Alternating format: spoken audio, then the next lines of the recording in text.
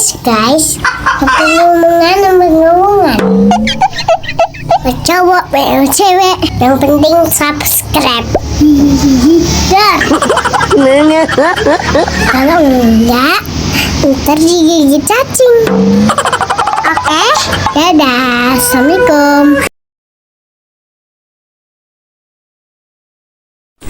Halo, Assalamualaikum warahmatullahi wabarakatuh. Perkenalkan, nama saya Sri Rahayu Nur Hasanah dengan NIM 214030024 Prodi Manajemen Bisnis Syariah. Di video kali ini, kita akan membahas tentang perubahan dan pengembangan organisasi. Yuk, langsung kita bahas satu persatu. Pengertian perubahan organisasi. Perubahan adalah suatu keadaan yang berbeda dengan keadaan sebelumnya. Perubahan itu sendiri adalah membuat sesuatu menjadi berbeda.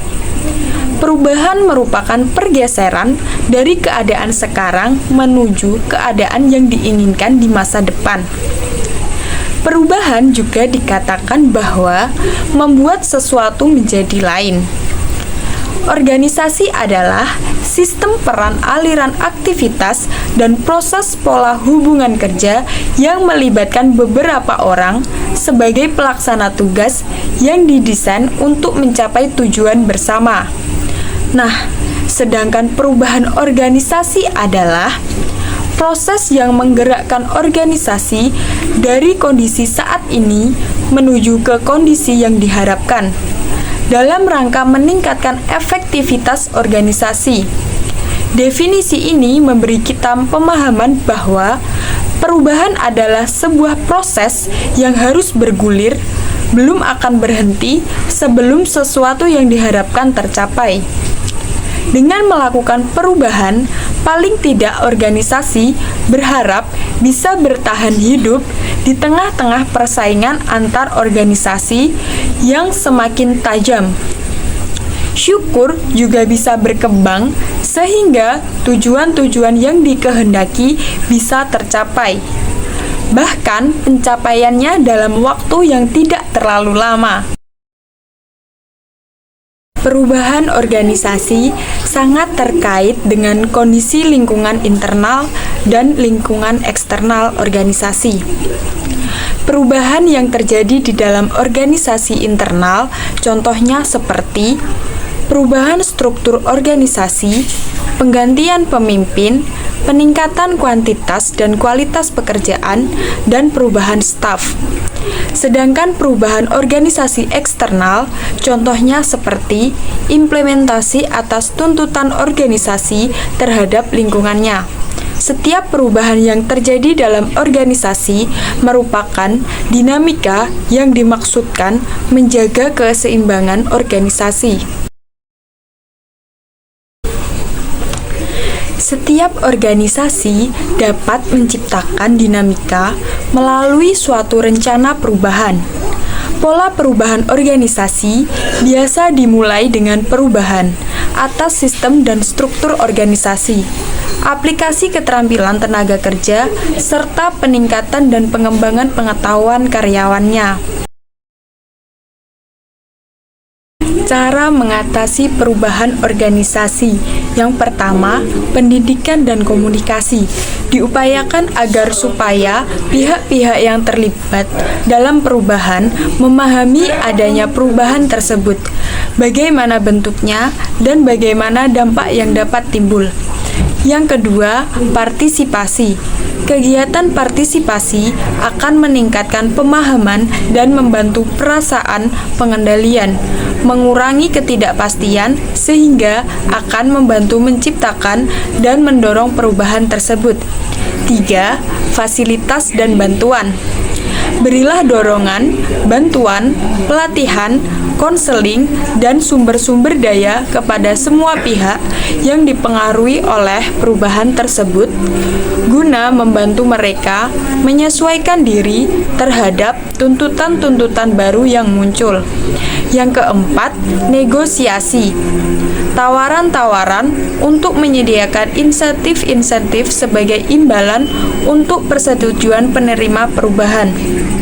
Taktik ini kadang dipergunakan untuk menghadapi pihak yang menentang perubahan dengan kuatnya. Yang kelima, manipulasi dan kooptasi. Manipulasi berarti mengatur dan secara selektif memanfaatkan informasi dan insentif-insentif yang terimplikasi guna memaksimalkan kemungkinan penerimaan. Sedangkan kooptasi berarti mempengaruhi pihak-pihak yang menentang guna turut membantu perubahan yang direncanakan. Sasaran pengembangan organisasi mengarah pada hubungan pribadi yang lebih efektif antara manajer dan karyawan di semua jenjang organisasi guna menghapus hambatan-hambatan komunikasi antar pribadi dan kelompok. Sasaran pengembangan organisasi juga dalam tumbuh berkembangnya iklim yang ditandai dengan saling percaya dan keterbukaan yang dapat memotivasi serta menantang anggota organisasi untuk lebih berprestasi. Pengembangan organisasi juga merupakan bentuk usaha perubahan berencana yang dikendalikan dan dipimpin oleh top manajemen, bertujuan untuk meningkatkan keefektifan kerja dan kesehatan organisasi. Dalam praktiknya, menggunakan metode intervensi berencana terhadap proses dalam organisasi dengan memanfaatkan teori-teori perilaku. Intervensi pengembangan organisasi dilakukan oleh manajer atau konsultan dengan sasaran individu, kelompok, dan organisasi itu sendiri. Pengembangan organisasi. Pengembangan organisasi adalah suatu usaha yang direncanakan, yaitu dimulai oleh para ahli proses untuk membantu sebuah organisasi mengembangkan keterampilan diagnostiknya, kemampuan pengusahaannya, strategi hubungannya dalam bentuk sistem-sistem sementara atau setengah tetap, dan persamaan budaya. Pada dasarnya, pengembangan organisasi penting untuk dilakukan karena mengarah pada peningkatan efektivitas organisasi dengan tujuan mengupayakan perbaikan kemampuan organisasi dalam menyesuaikan diri terhadap perubahan lingkungan serta perubahan perilaku anggota organisasi. Organisasi yang efektif akan melakukan perubahan yang terencana untuk keseluruhan perangkat maupun sistem, struktur, budaya, dinamika, kelompok, kualitas sumber daya manusia, strategi bisnis, dan lain sebagainya. Tujuan pengembangan organisasi adalah untuk meningkatkan prestasi dan keefektifan kerja keseluruhan dari seluruh kelompok departemen dan organisasi, serta menciptakan kesehatan organisasi, memudahkan pemecahan masalah dalam pekerjaan, dan meningkatkan mutu keputusan, mengadakan perubahan-perubahan yang efektif, dan meningkatkan keterlibatan dengan tujuan organisasi.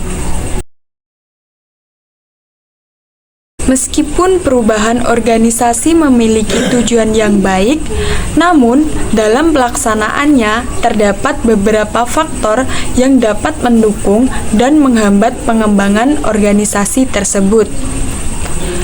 Faktor-faktor tersebut dibagi menjadi dua faktor, yaitu yang pertama ada faktor internal, terbagi menjadi tiga, yaitu yang pertama faktor-faktor organisasi, yang kedua faktor-faktor fungsional, dan yang ketiga faktor-faktor individual.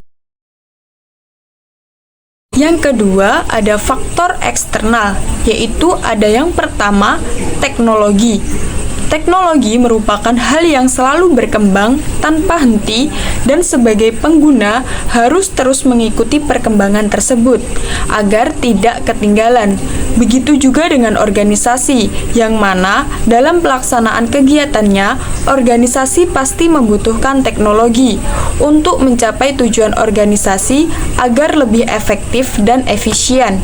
Kemudian yang kedua ada politik. Apabila ada perubahan politik dalam suatu organisasi, maka organisasi harus mengikuti perubahan tersebut. Dan terkadang dengan adanya politik tersebut memaksa suatu organisasi untuk melakukan perubahan. Kemudian ada yang ketiga ada pendidikan. Organisasi-organisasi yang membutuhkan tenaga kerja profesional yang memiliki keahlian cenderung lebih memilih untuk merekrut anggota dengan kualifikasi akademik yang sesuai dengan bidang keahliannya. Selanjutnya, yang keempat ada ekonomi. Kondisi perekonomian yang bersifat dinamis serta tidak dapat diprediksi akan mempengaruhi perubahan dalam suatu organisasi. Jika keadaan ekonomi semakin memburuk, maka keadaan akan memaksa suatu organisasi berubah secara adaptif agar dapat menyesuaikan diri dengan keadaan yang ada.